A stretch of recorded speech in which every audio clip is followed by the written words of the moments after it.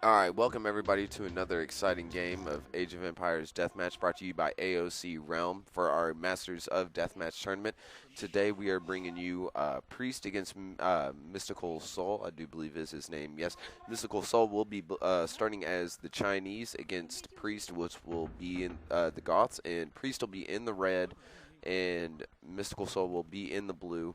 And right now we have automatically, you already, if you were in mYsTikaLSouL's shoes, you would already be thinking, hey, my opponent is the Goth, so he's automatically going to be rushing me. So what he's trying to do right now is create a tight net little camp to where he is not able to get in and kill those villagers as he freely as he wants. And he's doing a really great job of that, or has all the spaces tucked in, using fortified walls and different buildings and such, putting his long-range units inside of his base and his short-range units on the outside of the base. Just his main objective in the first couple of minutes is to make sure that those villagers are well protected. And Priest has noticed that he's not going to be able to fully on rush him out, so instead of setting his rally point inside of mYsTikaLSouL's base, blue player, he has decided to capture the majority of the map. And right now we're going to go into our first major conflict against those Goths and the Chinese. And the Chinese having a good, different kind of units. Those champions and those, what do you call those units? Shukunu or whatever. And they do really well against that siege, shooting from long range, able to take out that siege. If only if the Goths had a little bit better of siege weaponry, this game would definitely be a little easier for the Goths. And one thing also you're going to be wondering why mYsTikaLSouL, the blue player, being the Chinese, is not making bombard towers. It is actually against the rules in the Masters of Deathmatch tournament, in this particular tournament, for bombard towers to be used only in specific situations. And I do believe it's going to only in Gold Rush map can you use bombard towers. And let's see, we have Priest building up on that castle, but it's already being trebucheted from blue player, and it's already been taken down. We do have mYsTikaLSouL doing really, already has his town center up, already collecting that gold, but one of the main resources that he's really going to need, other than gold, is going to be wood. His two top resources are going to be gold and wood for the Chinese, and for the Goths is going to be a complete difference of food and gold. So, as you can see, Priest has already started collecting all of that gold right now. And just give me one second. Sorry about that. I had to take a quick pause. Just got a phone call. But we're going to jump back into it. And with the Chinese, he is going to be creating a lot of Scorps and a lot of those Chukunu. And we do have Priest sending, streaming down a few Goths down to the side of Blue Player's base, trying to stop the expansion of his civilization. And we definitely have Priest being able to collect a lot more of that gold. Being on the aggressive side, he's going to be able to expand that map a little bit quicker. Already started on the food. Definitely something you need for the Goths. A good amount of economy for the food and good economy for the gold. And he's doing a really great job of that. In the first 12 minutes, already has a good amount of villagers. For farmers, he's only got 3, actually. It seems like he's got a little more than that. For some reason, I don't feel like that's right. On the stat, it says 3 farmers, and I can go ahead and count more than 3 farmers, right? Just from looking right, that I don't understand what the problem is. Must be a glitch or something. And here we have Priest sending in a good-sized army to into blue player's base. He's going to be counterattacked by those Chukunu. I do believe that the Goths are going to be able to take out this army, but not with that castle being up. And on our front lines, we have Siege attacking those trebuchets and those Scorps. And if mYsTikaLSouL's not careful enough, he's not watching his army, he's really going to have those Scorps are really going to be torn apart.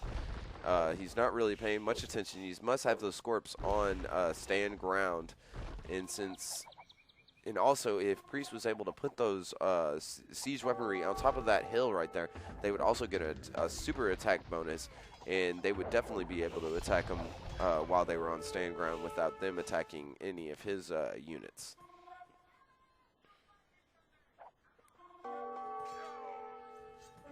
And we just have Priest doing a really great job sending in those units, attacking all those villagers, really trying to stop his economy from growing any which way. We're going to jump over to Priest's economy, and as you can see, he's doing really good on the gold.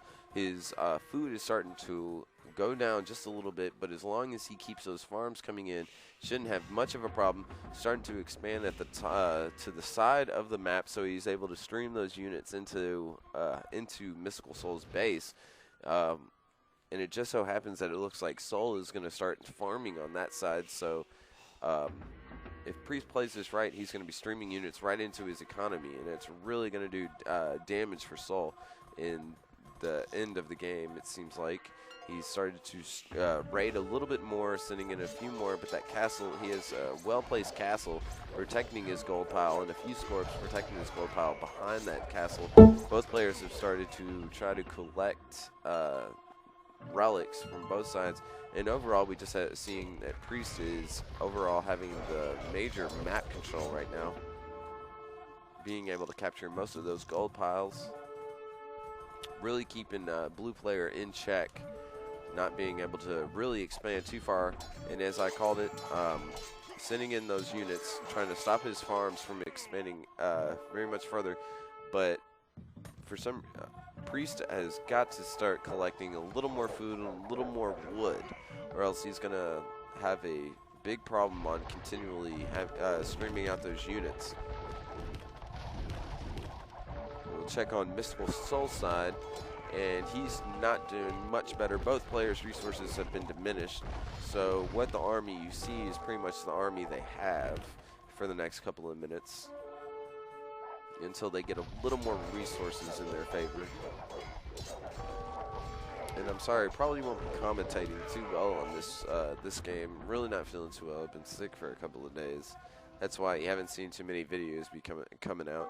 And I just want to remind everybody that this is round 2, and I'm looking at our bracket, or our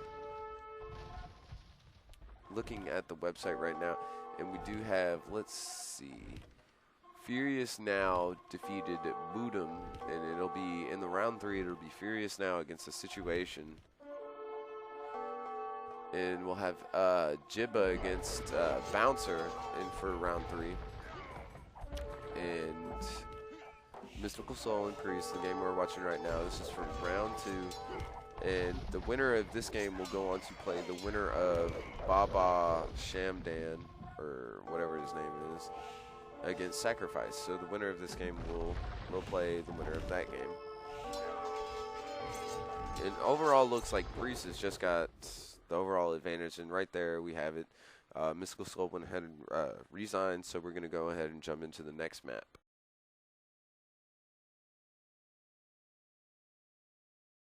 Alright, and we're going to go ahead and switch civilizations. We have Priest as the Chinese, and we have mYsTikaLSouL as the goths. So exactly the total opposite. We have mYsTikaLSouL doing a humongous rush, but Priest has done a really great job, as did mYsTikaLSouL in the first round. Being the Chinese, you can already guess that you're gonna create some kind of fortified base to where you're not going to allow your opponent to be able to just march right in and attack those villagers. And as you can see, the goths are trying to take down that castle. The castle's already on fire, but it has gone up, and what it's going to do is going to stop the attack, stop the rush of the goths, to the point where mYsTikaLSouL is now sending his rally point to the middle of the map, opposed from him sending it inside the base. mYsTikaLSouL has done a great job of sending a unit in there to attack a villager that was creating the houses for him, and is going to put a little bit of problem on the population cap, but it really shouldn't do much damage since Priest is able to have that many castles up. And Priest right now, blue player, has decided his main 2 units are going to be Chukanu and siege weaponry, and that's going to be a really good units against these goths. We have mYsTikaLSouL already started with the trebuchets early in the game. It's always a good idea against the Chinese that you can predict are going to have lots of castles. And as you can see, the Goths aren't going to have as many castles up. Since you're able to create those unique units inside the barracks, you don't really need too many castles. But the reasons for so many castles on the Chinese, they're good protection, and you need them to create the unique unit. Both players just kind of trying to stay away from that main conflict. Right now, it would be the main concern of controlling the map. So both players are sending their units out, trying to control the map and staying away from the main conflict area. And it seems like Priest has the majority of an army at the front lines. And if red player mYsTikaLSouL is not able to send units up to the front line, Priest might be able to just march right in there and take over his base. But instead, he is sending his entire army up to the front lines, stopping that expansion of those villagers, creating a castle at the top portion of the map, making it so Soul is not going to be able to attack from the top portion of the map. Because the worst thing you do, the best counter attack, to stop your enemy from being able to attack you from 3 sides. As long as your opponent is only able to attack you from the front lines, you're doing a pretty good job, especially when you're a civilization such as the Chinese, which most people would consider the weaker civilization. As long as you're not able to use those bombard towers, like in this tournament, the rules are no bombard towers for the Chinese. Civilizations are pretty evenly, well, I wouldn't say even. Goths definitely have an advantage in this situation, considering Chinese are not able to create those bombard towers. And as you can see, Priest is starting to wall off, trying to stop a raid from coming to his economy, but he wasn't able to grab that quick enough.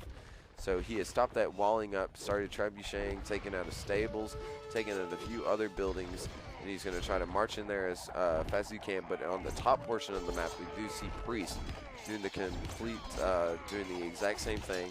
He's able to send those Chukanu and trebuchets in, doing a little bit of damage to the castle, not really too much. Both players expanding really well, collecting that gold, that wood, and that food. Stone's not really going to be too big of a problem for either player in the civilization. Like I said, the Goths aren't going to create too many castles. They don't really need to. You see mYsTikaLSouL capturing those relics. Let's see how many he has right now. He has 4 relics right now, so that's really going to do it's really going to do a lot for him. The longer this game takes, the more gold he's going to be able to capture from those relics. Both players looking very even right now. Both expanding really well. Priest has a lot of farms, a lot of wood being captured. But you see mYsTikaLSouL sending in a few units into that economy, trying to kill as many villagers as he can. He's doing a really great job of sending in a group of units to attack all of Priest's economy. He's really going to do a lot of damage to that. Here we have Priest coming in with the counter attack. And he looks like Soul's just going for the same thing. He was able to stop that villager from creating a wall, but he was actually not able to stop him good enough. But there is still a gap to where he's going to be able to send him in to continue the raiding process if he would like. And we just overall have so many attacks going on right now. We have mYsTikaLSouL, red player, also attacking from the top. Really doing a lot of damage at both fronts of the game. Not really much going on at the middle of the map.